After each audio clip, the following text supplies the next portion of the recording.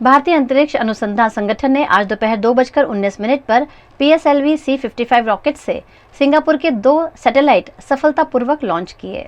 आंध्र प्रदेश के श्रीहरिकोटा स्थित सतीश धवन अंतरिक्ष केंद्र से भेजे गए इस मिशन से टेलियोस 2 और ल्यूमिलाइट 4 को पृथ्वी की निचली कक्षा में स्थापित किया गया।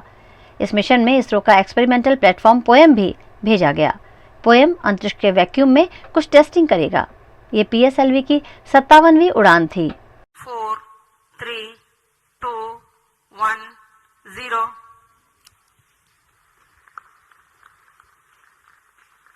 पोएम का पूरा नाम PSLV ऑर्बिटल एक्सपेरिमेंटल मॉड्यूल है।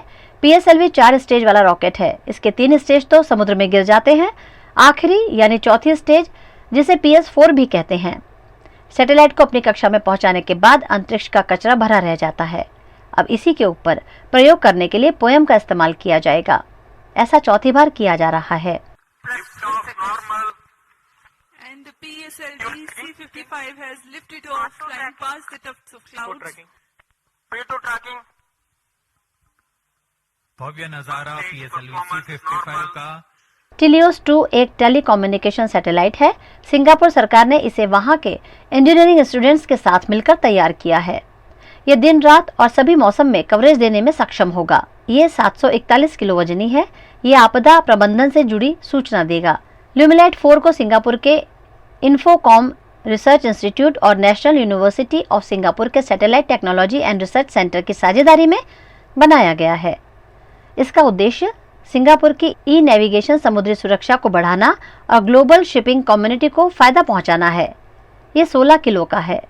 गुजरात सरकार के राज्यव्यापी यात्राधाम सफाई अभियान के अंतर्गत विधानसभा के मुख्य दंडक बालकृष्ण शुक्ल ने वडोदरा जिले के यात्राधाम करनाली से सफाई अभियान शुरू करवाया। गुजरात सरकार द्वारा पूरे राज्य के यात्राधामों को स्वच्छ करने का अभियान शुरू किया गया। अखात्रीज के शुभ दिवस पर गुजरात राज्य के मुख्यमंत्री भूपेंद्र पटेल ने राजकोट से इस अभियान को शुरू कराया है, जिसमें यात्राधाम बोर्ड के अंतर्गत आने वाले 24 महत्व के तीर्थ स्थलों को मंत्रियों और भाजपा नेताओं की उपस्थिति में साफ किया जा रहा है। वडोदरा जिला के दक्षिण तीर्थ क्षेत्र चांदोद के करनाली में विधानसभा के मुख्य दंडक बालकृष्ण शुक्ल की उपस्थिति में इस अभियान को शुरू करवाया गया। इस मौके पर बालकृष्ण शुक्ल ने सबसे पहले करनाली में कुबेर दादा के दर्शन किए और फिर जिला कलेक्टर AB गौर और जिला प्रशासन के अधिकारियों के साथ मिलकर सफाई अभियान शुरू किया।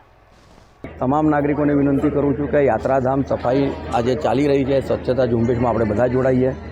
આપણા જ્યાં ભગવાન વસે છે ત્યાંની સ્વચ્છતા જોવાની આપણી જવાબદારી છે, ત્યારે પ્રશાસનની સાથે રહીને પવિત્ર જગ્યા પર આપણે કચરો ના નાખીએ અને સ્વચ્છતા જાળવવાને આપણે જો પોતે જ પ્રયત્ન કરીશું તો મને લાગે છે કે વહેલામાં વહેલી તકે આ તમામ યાત્રાધામો ખૂબ જ સ્વચ્છ થઈ જશે।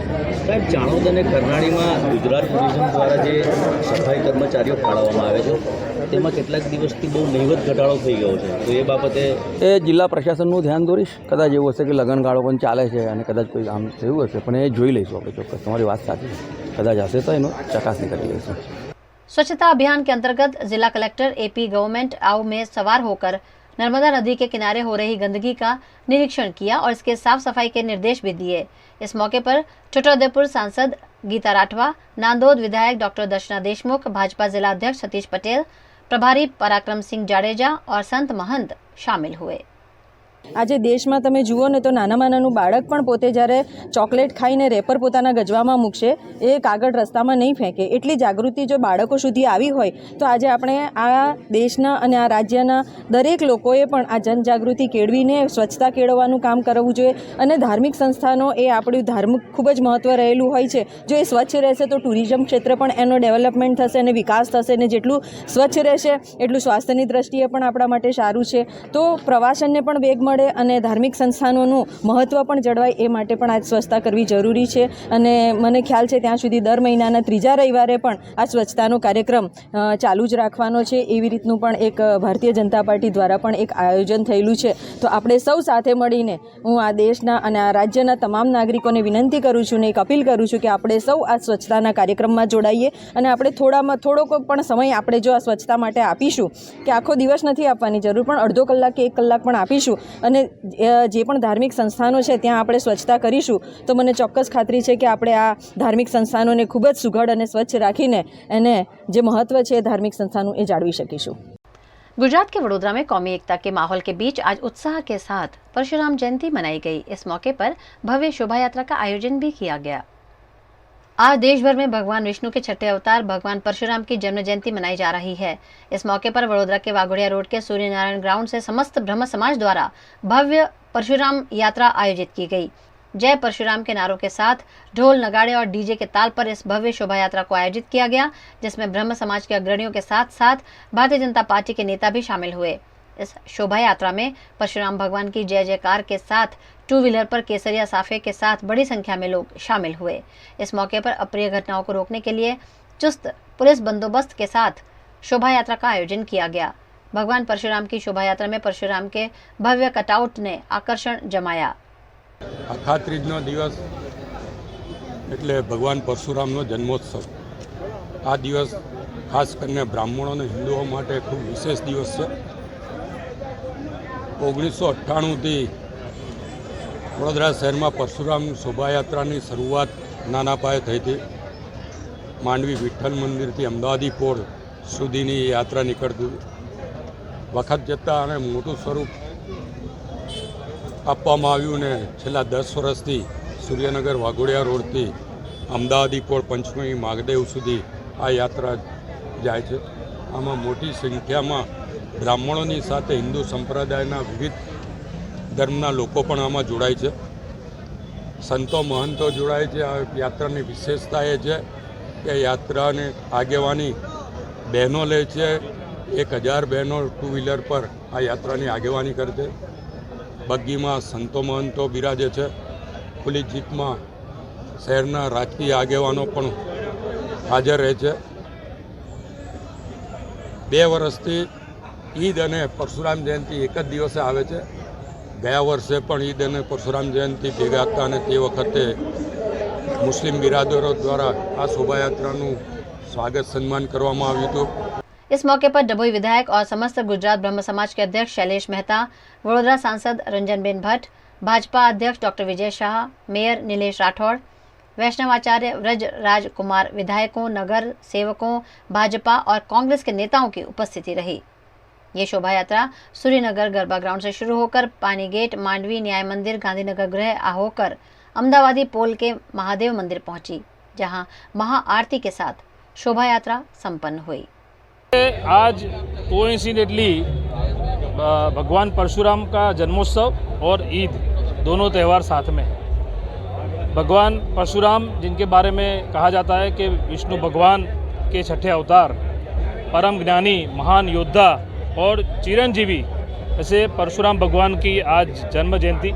तो ब्रह्म समाज द्वारा पूरे गुजरात में परशुराम रैली का आयोजन किया जाता है और साथ में आज ईद भी है जो संदेशा देता है भाईचारे का, एकता का। तो ये भाईचारा एकता सदा बना रहे। एक तरफ परशुराम जयंती का त्यौहार है और दूसरी तरफ ईद है। तो आपके माध्यम से तमाम हमारे जो भी शहर के नागरिक हैं उनको सबको मैं बधाई देता हूँ और भगवान परशुराम के चरणों में प्रार्थना करता हूँ कि आशीर्वाद दे और यहाँ पे वडोदरा में, गुजरात में, देश में लोगों में भाईचारा बना रहे, आपसी प्रेम बना रहे और इसी तरह देश के विकास के लिए हम काम करें। पूरे देश में आज रमजान महीना पूरा होने पर रमजान ईद का त्योहार पूरे उत्साह और हर्षोल्लास के साथ मनाया गया। देश भर में आज ईद मनाई जा रही है। सुबह मस्जिदों में ईद की नमाज पढ़ी गई। नमाज के बाद सभी ने एक दूसरे को ईद की मुबारकबाद भी दी। शुक्रवार की शाम को ईद का चांद नजर आने के साथ ही 24 मार्च को शुरू हुआ रमजान का महीना पूरा हो गया। रमजान खत्म होने के बाद इस्लामिक कैलेंडर के शवाल महीने के पहले दिन ईद मनाई जाती है। इसे ईद उल फित्र भी कहा जाता है। ईद के मौके पर वडोदरा के गाजरावाड़ी में स्थित ईदगाह मैदान में ईद की नमाज अदा की गई। इस मौके पर बड़ी संख्या में मुस्लिम बंधु मस्जिद में अल्लाह ताला की बंदगी के लिए पहुंचे। सभी ने नमाज पढ़ते हुए देश में सुख, शांति, भाईचारे और कौमी एकता की दुआ मांगी। नमाज पढ़ने के बाद सभी मुस्लिम भाइयों ने एक दूसरे के गले लगकर ईद की शुभकामनाएं भी दी।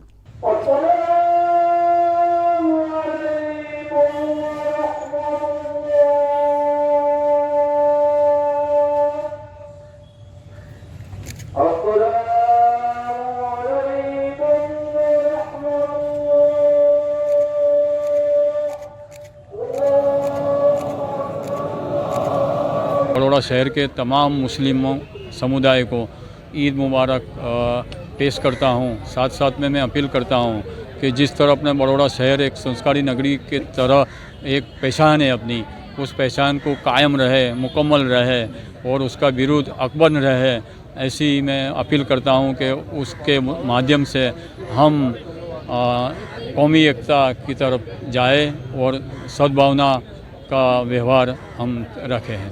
भारतीय जनता पार्टी गुजरात प्रदेश लघुमती मोर्चा की ओर से सबको ईद मुबारक। आज परशुराम जी की यात्रा भी है और यात्रा भी में भी इसी तरह से कौमी एकता से आज हमारे सभी सारे त्यौहार पूरे सब मिलजुल कर हम उजवे, इसी आज अल्लाह से दुआ करी। हमारा भारत देश पहले नंबर पे था, है और हमेशा रहेगा, इसी अल्लाह से दुआ की। वडोदरा के तांदलजा इलाके के चिश्तिया और मदीना मस्जिद में भी आज ईद की नमाज अदा की गई। बड़ी संख्या में मुस्लिम समुदाय के लोग मस्जिदों में सुबह की नमाज अदा करने पहुंचे। ईद की नमाज विशेष होती है, ऐसे में सभी मुस्लिम भाइयों ने ईद की नमाज अदा कर अल्लाह से दुआ मांगी।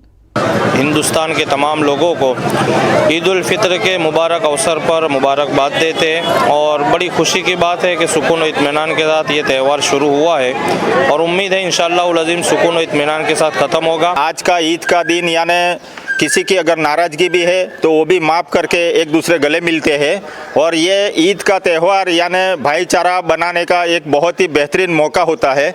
लोग दुश्मनी भुलाकर आज एक दूसरे से गले मिलते हैं और भाईचारा बनाए रखते हैं। पूरे हिंदुस्तान में एकता और अमन बने रहे, ऐसे आज के खुशी के मौके पर दुआ की और देशवासियों को मैं सबको ईद मुबारक, हमारी तरफ से ईद मुबारक। गुजरात सरकार द्वारा शुरू किए गए तीर्थ धामों की सफाई के अंतर्गत शक्तिपीठ यात्राधाम अंबाजी में भी सफाई अभियान शुरू किया गया। राज्य सरकार द्वारा गुजरात के पवित्र यात्राधाम को स्वच्छ करने का अभियान शुरू किया गया है, जिसमें राज्य के विभिन्न विभागों के मंत्री और मुख्यमंत्री भी शामिल हुए हैं। शक्तिपीठ यात्राधाम अंबाजी में राज्य मंत्री बच्चू खाबड़ की उपस्थिति में स्वच्छता अभियान चलाया गया, जिसमें ग्रामीणों की सहायता से राजनेताओं ने अंबाजी के विभिन्न इलाकों की सफाई की और तीर्थ स्थलों को स्वच्छ रखने का संदेश दिया। लोकप्रिय वडाप्रधान श्रीमान नरेंद्रभाई मोदी અને રાજ્યના મુખ્યમંત્રી શ્રીમાન ભૂપેન્દ્રભાઈ પટેલના નેતૃત્વની સરકાર ગુજરાતના પવિત્ર યાત્રાધામોને સફાઈના અભિયાનનો કરવાનો એક નિર્ણય કર્યો અને આજે રાજ્યના 24 જેટલા આવા પવિત્ર સ્થાનો પર સ્વચ્છતા અભિયાનનો અમે કાર્યક્રમની શરૂઆત કરી છે। રાજ્યના મુખ્યમંત્રી પણ રાજકોટ ખાતે આજે છે અને મારું સદભાગ્ય છે કે મને અંબાજી ખાતે આજે આવવાનો અવસર મળ્યો છે।